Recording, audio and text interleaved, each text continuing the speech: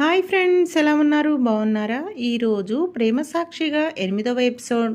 కథలోకి వెళితే శ్వేత లత ఇద్దరూ మాట్లాడుకుంటూ ఉంటారు. లత అంటుంది, నువ్వు ఇప్పుడు కనుక తనకి నీ మనసులో మాట చెప్పకపోతే నీకు దూరమైపోతాడు హర్ష అని అంటూ ఉంటే, ఇక వెనక్కు తిరిగేసరికి వీళ్ళిద్దరు మాటలు ఇందు వింటూ ఉంటుంది. ఇక ఇందు కోపంగా, ఏంటి మా బావ నీకు కావాలా? నువ్వు మా బావకి ప్రపోజ్ చేస్తావా? అసలు నీ రేంజ్ ఏంటి? ఎంతో నీకు తెలుసా? వెళ్ళి ఒకసారి నీ ఫేస్ అద్దంలో చూసుకో. నీ మొహానికి మా బావ కావాలా అని మాట్లాడుతూ ఉంటుంది. అంతలోకి లత కల్పించుకొని, హలో మేడం, ఏం మాట్లాడుతున్నారు? ముందు ప్రపోజ్ చేసింది హర్షానే. ఇందాక కూడా పంతులు గారి దగ్గర విన్నారు కదా, ఆ అమ్మాయిని నేను పెళ్లి చేసుకుంటాను అని అన్నాడు. నీ చెవులు పనిచేయలేదా అప్పుడు అని అంటుంది. లత లతని ఏం వాగుతున్నావే అని లతపై చెయ్యెత్తుతుంది ఇందు.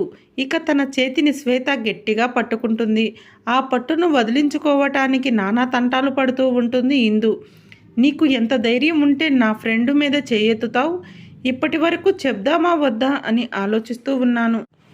ఇప్పుడు కన్ఫర్మ్గా చెప్తాను, హర్షకి తప్పకుండా నా లవ్ ప్రపోజ్ చేస్తాను అని శ్వేత అంటే, ఏయ్ చంపేస్తాను మా బావ జోలికి వచ్చావంటే. తను నా కోసం పుట్టాడు, నేను తన కోసం పుట్టాను. నా బావని ఎవరన్నా ఎత్తుకెళ్తే చూస్తూ ఊరుకుంటాననుకున్నావా? అవసరమైతే ప్రాణాలు తీయటానికి కూడా వెనకాడను అని కోపంగా అంటుంది ఇందు. ప్రాణం తీసేదాకా తరువాత చూద్దాం, ముందు నా చేతి నుంచి నీ చెయ్యి విడిపించుకో చూద్దామని గట్టిగా పట్టుకుంటుంది శ్వేత. వదలవే చెయ్యి, వదులు, చెయ్యి నొప్పి పెడుతుంది, వదులు అని అబ్బా అని మూలుగుతూ ఉంటుంది ఇందు. ఏదో ప్రగల్భాలు పలికావు కదా, చంపుతాను అని, ఏమైనా చేస్తాను అని, ముందు చెయ్యి వదిలించుకో అని ఇంకా గట్టిగా పట్టుకుంటుంది. ఇక ఏం చేయాలో అర్థం కాక ఇందు చేతుల్ని వదిలించుకోవటానికి చూస్తూ ఉంటుంది. అప్పుడు చేతిని విసిరి కొట్టి, చూసావా, నా చేతి నుంచి నీ చెయ్యే విడిపించుకోలేకపోయావు. మరి నేను ప్రేమించిన హర్షాన్ని నా నుంచి ఎలా దూరం చేస్తావో నేను చూస్తాను అని అంటుంది శ్వేత. చూద్దాం, నీ ప్రేమ గెలుస్తుందో నా పంతం గెలుస్తుందో చూద్దాం. మా బావని నేను దక్కించుకుంటాను, అవసరమైతే ఎంత దూరమైనా వెళ్తాను ఇందు అంటే. చూద్దాం, నేను కూడా ఏం తగ్గను, నాది అనుకున్న దాన్ని ప్రాణం పోయినా వదిలిపెట్టను. ఇప్పటి వరకు ఆలోచించాను, ఇప్పటి నుంచి హర్షానే ఎలా నా వాడిని చేసుకోవాలా అని ఆలోచిస్తాను అని శ్వేత కూడా ఏం తగ్గకుండా ధీటుగా సమాధానం చెప్తుంది. వీళ్ళిద్దరూ ఇట్లా ప్రగల్భాలు పలుకుతూ ఉంటే అప్పటికే హర్ష అక్కడికి రావటం చూసి శ్వేత కాస్త తగ్గి సైలెంట్గా ఉంటుంది. ఇందు అది పట్టించుకోకుండా తిడుతూనే ఉంటుంది. అంతలోకి హర్ష వచ్చి ఇందుని కోపంగా ఇందు అని అరుస్తాడు. అది చూసి బావ వచ్చాడా అని కాస్త తగ్గుతుంది. నీకు ఎన్నిసార్లు చెప్పాను తన జోలికి నువ్వు వెళ్ళొద్దు అని? నీకు ఒక్కసారి చెప్తే అర్థం కాదా? నువ్వు మనిషివి కాదా? ఎప్పుడూ ఎక్కడికి వెళ్ళినా ఏదో ఒక గొడవ పెట్టుకుంటూనే ఉంటావా? ఛీ, అసలు నీతో మాట్లాడాలంటేనే నాకు అసహ్యం వేస్తుంది అని కోపంగా అక్కడి నుంచి హర్ష వెళ్ళిపోతూ తల వంచుకొని చూస్తున్న శ్వేతలోనే చూస్తూ, సారీ శ్వేత, ఇప్పుడైనా నీతో మాట్లాడి నీకు సారీ చెప్పిద్దాము ఇందు చేత అనుకున్నాను. కానీ ఇక్కడ అంతా రివర్స్ అయ్యింది.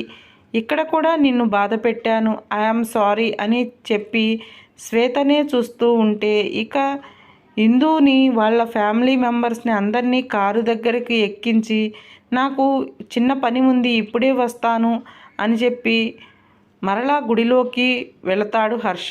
హర్ష రావటం గమనించిన ఇందు కూడా కారు దిగి వెనకాలే సైలెంట్గా తనని చూడకుండా వచ్చి హర్ష ఎక్కడికి వెళుతున్నాడా, ఏం చేస్తున్నాడా అని చూస్తూ ఉంటుంది. ఇక తను పరుగున వచ్చి శ్వేత దగ్గరికి, ఐఎమ్ సారీ శ్వేత, తన తరపున నేను సారీ చెప్తున్నాను అని చెప్పి అంటూ ఉంటే అప్పుడు లత తనకి సైగ చేస్తుంది. చెప్పు, ఇప్పుడు నువ్వు చెప్పకపోతే ఇంకా చెప్పలేవు అని సైగ చేస్తూ ఉంటే శ్వేత హర్ష కళ్ళల్లోకి చూస్తూ ఐ లవ్ యూ హర్ష అని అనేసరికి ఒక్కసారిగా షాక్ అవుతాడు. ఏంటి అంటే అది అని నీళ్లు నములుతూ ఉంటుంది. ఏంటి మళ్ళా చెప్పు అని అంటే ఐ లవ్ యూ అని అంటుంది. ఓ థ్యాంక్ యూ సో మచ్. నేను ఇదే మాట చెప్పాలి అని నిన్ను చూసిన దగ్గర నుంచి అనుకుంటున్నాను. కానీ నువ్వు ఎలా రియాక్ట్ అవుతావో కాదు అని నేను కాదు అంటే నేను తట్టుకోలేను.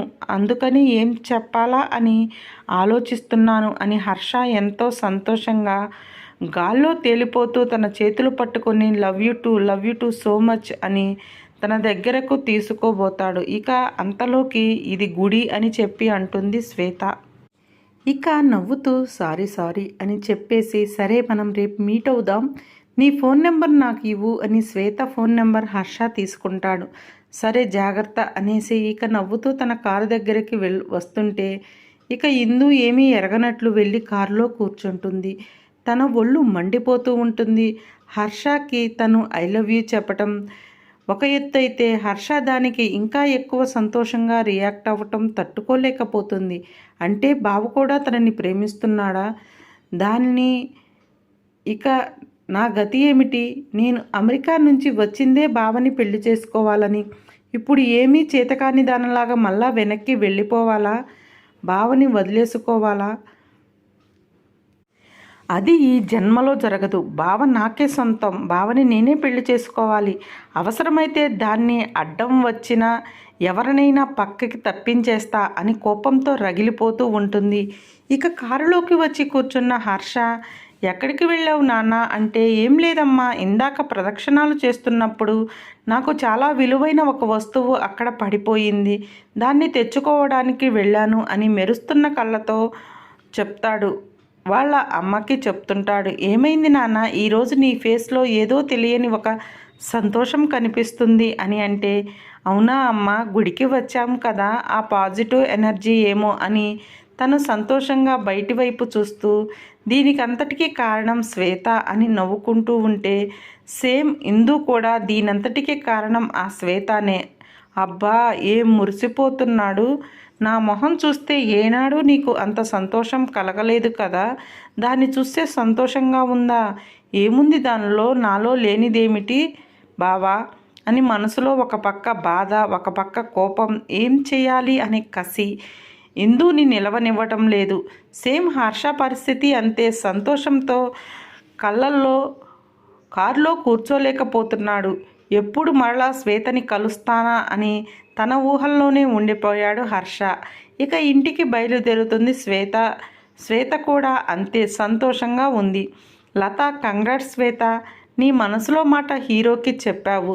హీరో కూడా తన ఫీలింగ్స్ నీతో షేర్ చేసుకున్నాడు. ఇక మీ ఇద్దరిని ఎవ్వరూ విడదీయలేరు. కానీ కొంచెం జాగ్రత్త ఆ ఇందుతో. తన్ని చూస్తే కొంచెం తేడా మనిషిలాగా ఉంది, ఏం చేయడానికైనా వెనకాడని మనిషిలాగా ఉంది అని లత కొంచెం భయంగా చెప్తే నువ్వేం భయపడకు, నా ప్రేమ నిజమైతే ఆ భగవంతుడే నా ప్రేమను గెలిపిస్తాడు, ఎన్ని అడ్డంకులు వచ్చినా మమ్మల్ని దూరం చేయడు అని దేవుని ముందు దండం పెట్టుకొని ఇక ఇంటికి బయలుదేరుతారు శ్వేత, లత. ఇక ఇంటికి రాగానే వాళ్ళ అమ్మని పట్టుకుని గిరగిరా తిప్పేస్తుంది శ్వేత. ఏమైంది, ఎందుకంత సంతోషం, ఏం జరిగింది అంటే ప్రస్తుతానికి ఆ విషయం తన తల్లితో చెప్పలేదు కదా. ఏం లేదమ్మా, గుడిలో స్వామివారి కళ్యాణం చూశాను, చాలా సంతోషంగా ఉంది అందుకే అని చెప్పి మాట మార్చి ఇక్కడ నుంచి తన గదిలోకి వెళ్ళి తల మీద కొట్టుకొని పిచ్చిదానిలా అట్లా చేస్తే అమ్మకి అనుమానం రాదు. ఏం చేస్తున్నావే నువ్వు అని తనని తిట్టుకుంటుంది తనని తానే. తనకి కూడా ఎంతో సంతోషంగా ఉంది. ఎప్పుడు హర్షని కలవాలా, అతనితో ఎప్పుడు మాట్లాడాలా అని ఊహల్లో తేలిపోతూ ఉంటుంది. ఇంతలో శ్వేతకి ఫోన్ వస్తుంది. అటునుంచి హాసిని ఫోన్ చేస్తుంది.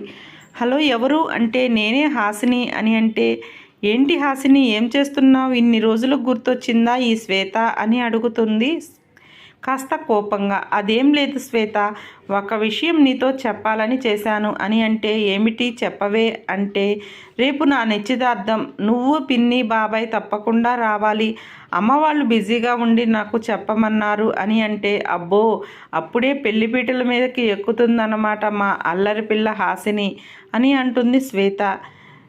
ఇక చీ పోవే అని చెప్పేసి సిగ్గుపడుతుంది హాసిని. సరే తప్పకుండా వస్తాము అని చెప్పి ఫోన్ పెట్టేసి వాళ్ళ అమ్మ దగ్గరకు వచ్చి, అమ్మ మన హనీగాడికి పెళ్ళంటే అని చెప్పి నవ్వుతుంది. హనీ అంటే హాసిని ముద్దు పేరు హనీ.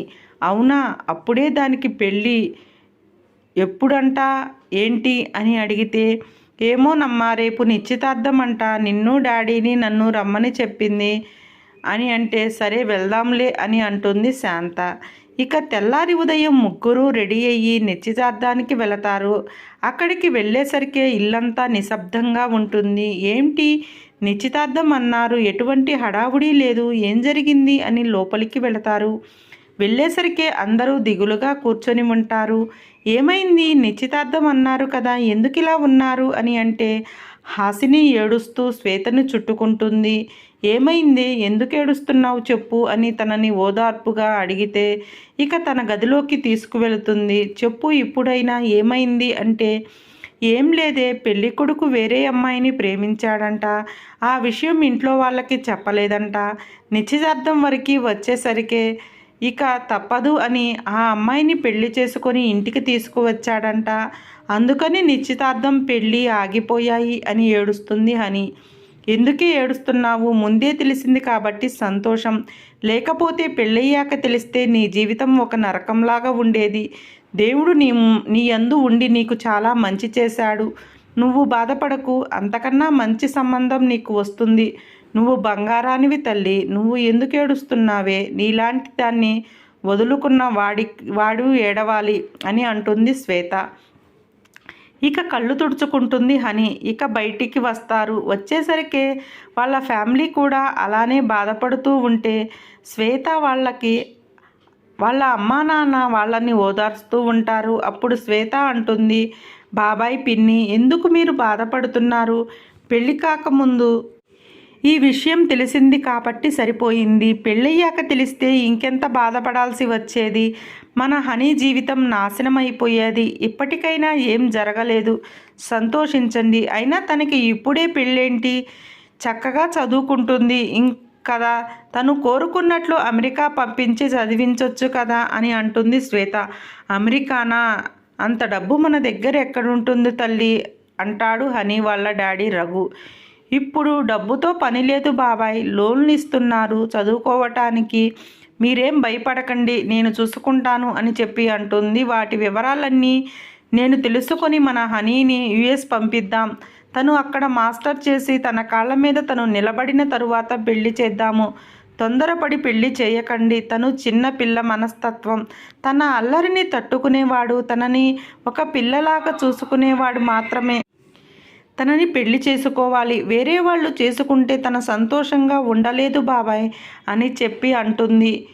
ఎలాగో తన సంబంధం చెడిపోయింది కాబట్టి తన కూతురు చదువుకోవాలని ఆశపడుతుంది కాబట్టి ఇక వాళ్ళ అమ్మా నాన్న వాళ్ళ అన్నయ్య కూడా ఒప్పుకుంటారు యుఎస్ పంపించడానికి. ఇక సంతోషంగా శ్వేత హక్ చేసుకొని శ్వేతని, thank you Shweta, thank you so much, నా కలలు నువ్వు నెరవేర్చబోతున్నావు, ఐఆమ్ సో లక్కీ, నీలాంటి సిస్టర్ దొరకటం నాకు ఆ దేవుడిచ్చిన గొప్ప గిఫ్ట్ అని మురిసిపోతూ ఉంటుంది.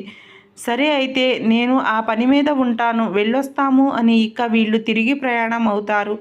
నువ్వు ఎక్కడ తెస్తావే అన్ని డబ్బులు అని శాంత అడిగితే, నేను తీసుకురానమ్మా, తన సర్టిఫికెట్స్ అన్నీ బ్యాంకులో చూపిస్తే తనకి ఎడ్యుకేషన్ లోన్ ఇస్తారు, తను చక్కగా చదువుకొని ఆ లోన్ని తనే కట్టుకుంటుంది, జాబ్ వస్తుంది అని చెప్పి అనగానే, సరే అయితే జాగ్రత్త అమ్మా, అది అసలే చిన్నపిల్ల మనస్తత్వం, అమెరికా అంటున్నావు, అక్కడ ఎలా ఉంటుందో ఏమో అని భయంగా అంటుంది శాంత. అమ్మ ఇలా ఎన్నాళ్ళు భయపడతారు, ఆడపిల్ల బయటికి వెళ్ళి చదువుకొని తన కాళ్ళ మీద తను నిలబడాలి అమ్మ, అప్పుడే తనకి ధైర్యం వస్తుంది, అయినా తనేమీ అమాయకురాలు కాదు, మంచిగా చదువుకుంది, తనకి లోకం తెలియాలి, అప్పుడే తను స్ట్రాంగ్గా తయారవుతుంది అని చెప్పి అంటుంది శ్వేత. సరే అయితే మీ ఇష్టం అని అంటుంది శాంత. తెల్లారి ఉదయం బ్యాంకు దగ్గరికి వెళుతుంది శ్వేత, హనీ ఇద్దరూ తన సర్టిఫికేట్స్ తీసుకొని వెళతారు. అక్కడ బ్యాంకులో మేనేజర్ గారు శ్వేత మాట్లాడుతుంది, మా సిస్టర్ యుఎస్ వెళ్ళాలి, తనకి ఎడ్యుకేషన్ లోన్ కావాలి సార్ అంటే ఎవరైనా షూరిటీ సంతకం పెట్టాలి అని అంటాడు మేనేజర్. వాళ్ళకి ఆస్తులు ఉండాలి అని అనగానే ఎవరు ఉన్నారా అని ఆలోచిస్తూ ఉండగా అంతలోకి హర్ష అక్కడికి వస్తాడు. తను బిజినెస్ పని మీద. వీళ్ళని చూసి హర్ష ఏంటి ఇక్కడ వచ్చారు అని అనుమానంగా తనకి ఫోన్ చేస్తాడు. హాయ్ శ్వేత, ఏంటి ఇక్కడ ఉన్నారు అని అంటే తను మా సిస్టర్ హనీ యుఎస్ వెళ్ళాలి, అక్కడ మాస్టర్ చేయాలి అనుకుంటుంది. తనకి ఎడ్యుకేషన్ లోన్ కావాలి, అందుకని వచ్చాము. షూరిటీ సంతకం అడుగుతున్నారు. మాకు తెలిసిన వాళ్ళు పెద్దవాళ్ళు ఎవరూ లేరు అని ఆలోచిస్తున్నాను అని అంటుంది శ్వేత.